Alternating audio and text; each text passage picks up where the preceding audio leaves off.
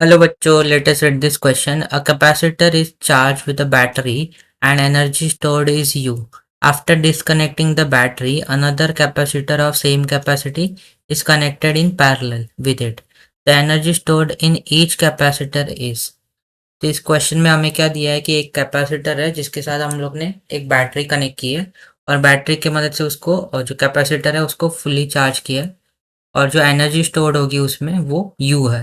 तो आफ्टर उसके उसके बाद हम लोग ने जो है बैटरी को डिस्कनेक्ट किया है और उसकी जगह पे हम लोग ने सेम कैपेसिटर का एक कैपेसिटर पैरेलल में कनेक्ट किया है। तो जो एनर्जी स्टोर होगी ईच कैपेसिटर में वो हमें फाइंड आउट करना है। यहाँ पे जो की कॉन्सेप्ट यूज होगा वो आएगा, जो एनर्जी स्टोर होती है कैपेसिटर्स में वो होती है हाफ सी वी स्क्वायर के इक्वल, या फिर इसको अगर हम लोग चार्ज के टर्म में लिखे तो ये क्यू स्क्वायर अपॉन टू सी के इक्वल होता है।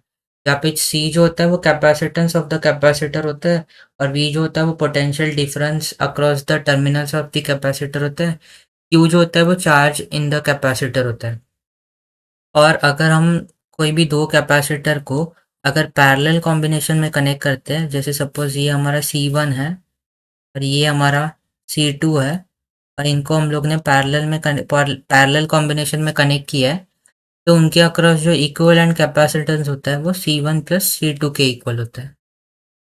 तो क्वेश्चन के अकॉर्डिंग डायग्राम बना है। तो पहले तो हमारे पास एक कैपेसिटर था, तो इसका कैपेसिटी हम लोग सी अज्यूम करते हैं और इसको हम लोग ने एक बैटरी वी से कनेक्ट किया है और इसको जब चार्ज करेंगे तो इसके अंदर जो एनर्जी आएगा वो यू होगा, ये हमें गिवन है क्वेश्चन में। नेक्स्ट हमने क्या किया है कि बैटरी निकाल के बैटरी के जगह पे सेम कैपेसिटर कनेक्ट किया है पैरेलल में। तो ये सी है तो ये भी सी हो जाएगा। तो हमें जो एनर्जी स्टोर्ड होगी ईच कैपेसिटर में वो हमें फाइंड आउट करनी है। तो पहले केस में एनर्जी कितनी होगी, यू इक्वल्स टू क्या होता है हाफ सी वी स्क्वायर। तो ये हमारा इनिशियल एनर्जी स्टोर्ड हो जाएगी। सेकेंड केस में अगर हम लोग देखें तो यहाँ पे जो कैपेसिटर्स है वो पैरेलल में कनेक्टेड है, तो पहले तो हम लोग सी इक्विवेलेंट निकाल लेते हैं। ये हो जाएगा C1 plus C2। Since C1 और C2 दोनों सेम है तो ये हो जाएगा 2C के इक्वल।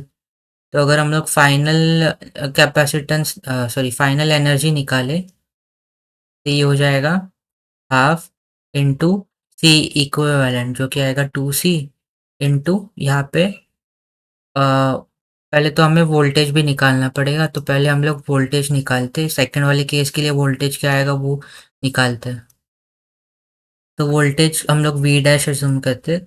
तो वोल्टेज हमें मिलेगा C1 V1 plus C2 V2 divided by C1 plus C2 से हमें वोल्टेज मिलेगा।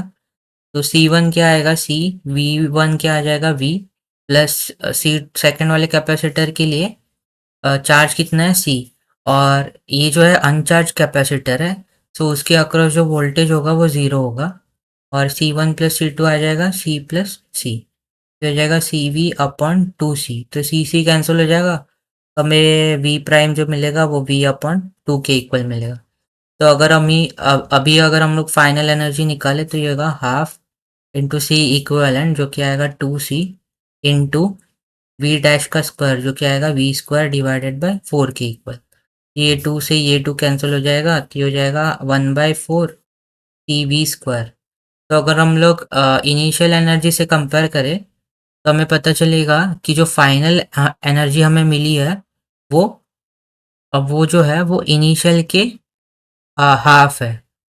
तो दैट मीन्स जो टोटल एनर्जी होगी हम लोग यहाँ से कह सकते हैं कि जो टोटल एनर्जी ऑफ कैपेसिटर ये जो है ये U अपॉन 2 है। बट हमें क्वेश्चन में क्या निकालना है, energy stored in each capacitor. तो ईच कैपेसिटर में सिंस दो कैपेसिटर है तो हर एक में इसका आधा आधा एनर्जी स्टोर्ड होगा। तो यहाँ पे हम लोग लिख सकते हैं therefore energy stored in each capacitor ये हो जाएगा हाफ ऑफ U अपॉन 2। तो that means we can say that जो ईच कैपेसिटर में जो एनर्जी स्टोर्ड होगा वो u अपॉन 4k इक्वल होगा। तो ऑप्शन बी जो है वो हमारा राइट आंसर हो जाएगा। So I hope you have understood it well and best of luck.